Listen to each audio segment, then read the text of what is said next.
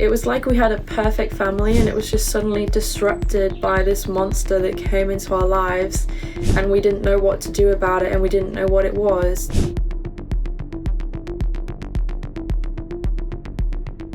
I was extremely healthy and a very happy child. I never had any major health issues or any warning signs. I was very smiley and very giggly as a child, very bubbly. When I was 3 years old, my parents put me into gymnastics. When I was 12, I became British champion. We had to train, I think, 4 times a week for 3, sometimes 4 hours at a time of really intense training. So it was pretty much my entire life. When I was a teenager, I got really bad shingles and I had to be on steroids. When I was 14, I very suddenly became very anxious and withdrawn, and it seemed to come pretty much out of the blue. My parents noticed that I wasn't really talking very much and I wasn't smiling as much as I used to, and I became very frightened to go to school, and within just a few months I developed a full-on school phobia where I was terrified of even just being outside the building. And within a year I was hurting myself. I was very self-destructive and I was throwing away my lunch and I wasn't eating it. I was having very regular panic attacks at school. There was this one time when I was supposed to be in a maths class and my teacher found me crying in the library. And it was kind of from that point, that breaking point, that they realized that I really needed help and I couldn't continue going to school. So I ended up being pulled out to be homeschooled for my GCSE exams. I stopped talking to my friends. It was a really scary time because my parents hadn't known me as this person before. I was always so happy and so cheeky, and then suddenly I just wasn't like that anymore and we didn't know why. My head was a very scary place to be because when I was in the corridors at school, my head told me that all the other students were going to hurt me and that I wasn't safe, and basically the only place that I believed I was safe was at home in my bedroom. Just leaving the house became very difficult. My thoughts were extremely dark, and by the time I was 15 I didn't really want to be here anymore, and I had no idea why I was suddenly feeling so dark, and like this dark cloud was following me all the time and I just couldn't get out of that headspace.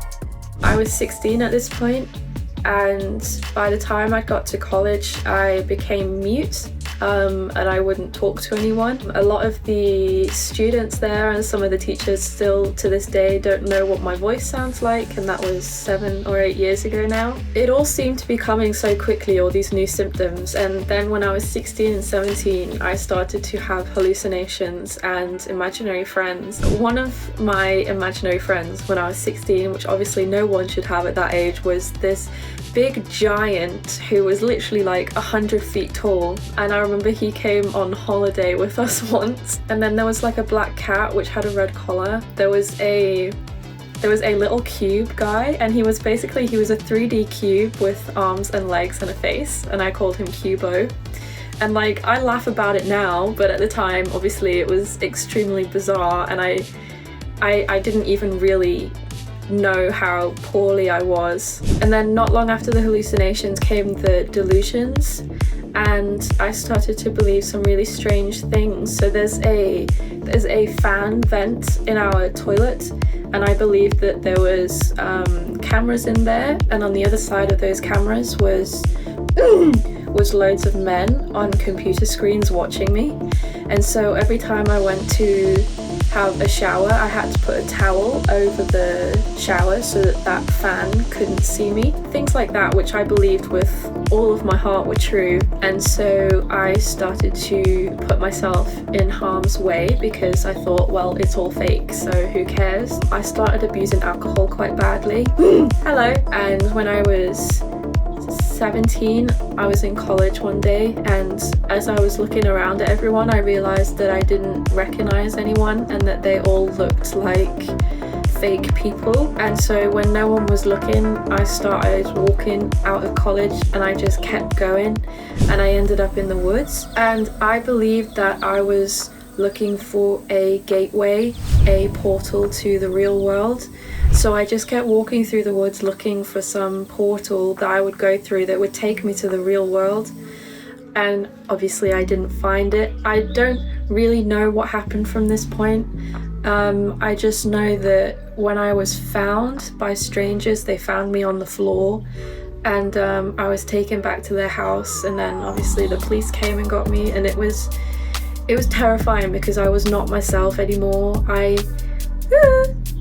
didn't even look like me. Like, my mum said that my eyes were just different, and I didn't look, I didn't sound, I didn't act like Evie anymore. And this continued on for years until the more physical aspects of my condition then came in. We were all very much learning along the way of what the best things to do. I was driven to a psychiatric unit one night after having a pretty severe episode and hallucinating mice and doing really dangerous things. And in 2018, my mum actually left her job as a teaching assistant to become my full-time carer, and to this day she is still my full-time carer, and I don't know what I would do without her. My more physical symptoms started in 2016 and 17. Obviously before it had all been in my mind, and hello, all of these what we thought were mental illness symptoms. But then one day when I was at college, I started twitching and walking in circles, and I wasn't responding anymore.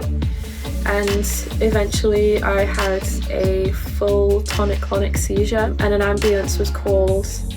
And I'd continued having seizures for years, and just being told that I was an anxious girl and that I was having seizures because of the anxiety and because of the depression. My seizures are very regular. When I'm on treatment, they can go down to maybe like twice a week.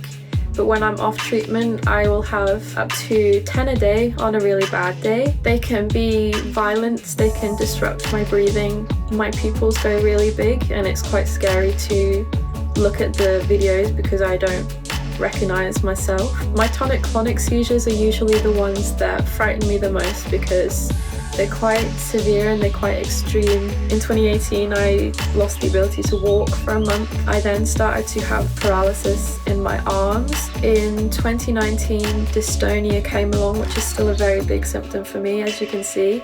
This basically means that my muscles contract involuntarily and they are sustained that way. I'm an artist, and when I'm like this I can't do any of that because I can't hold a pen properly. Sometimes I was paralyzed from the neck down and I was needing a wheelchair. In 2018 I was given a diagnosis of FND, which is functional neurological disorder, which is how the brain communicates with the body and how it sends and receives signals. And basically with FND, it's that your brain isn't connecting to your body, so you might have paralysis and seizures, for example. We accepted this diagnosis for another few years until more things came in. We hadn't realized, but for years, during seizures and episodes of OCD and anger, my pupils would go absolutely ginormous. When my eyes are pretty much all black, it is really, really terrifying, and we realized that there was something else going on. Woo! And the fact that I'd been given this diagnosis years ago and I still wasn't any better, in fact I was declining year by year. There was a girl in America who kept spamming my notifications over and over again saying, "Evie, I have this condition and I'm pretty certain that you have it too. Please look into this, please message me." And I ended up talking to her about the condition that she brought to me, which is called pandas or PANS. We kind of dismissed it for a while, but I thought, no, I've had enough. I'm gonna settle with this FND diagnosis. But then as things continued to decline and this girl was telling me this condition is treatable, so we found a specialist in London and he said to me straight away, "You do not have FND, you can forget FND." He told me that my body was attacking my brain and that my brain was now inflamed because of my immune system. Following the years after that up to now, they found Lyme disease, and so we believe that the Lyme disease was the trigger for my encephalitis, which is brain inflammation, and he now also believes that me having seizures for so many years was actually autoimmune epilepsy,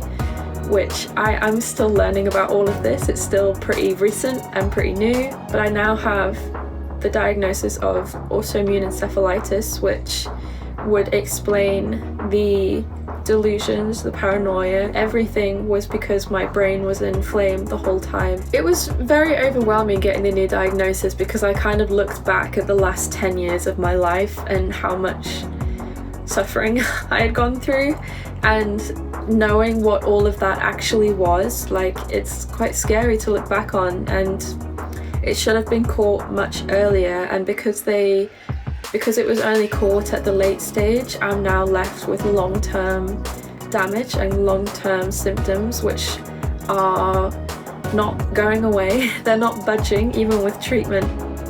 But also it was amazing to get the diagnosis because it kind of felt like everything fell into place and everything started to make a little bit more sense. I've been going backwards and forwards to Poland to begin my treatment, which involves infusions and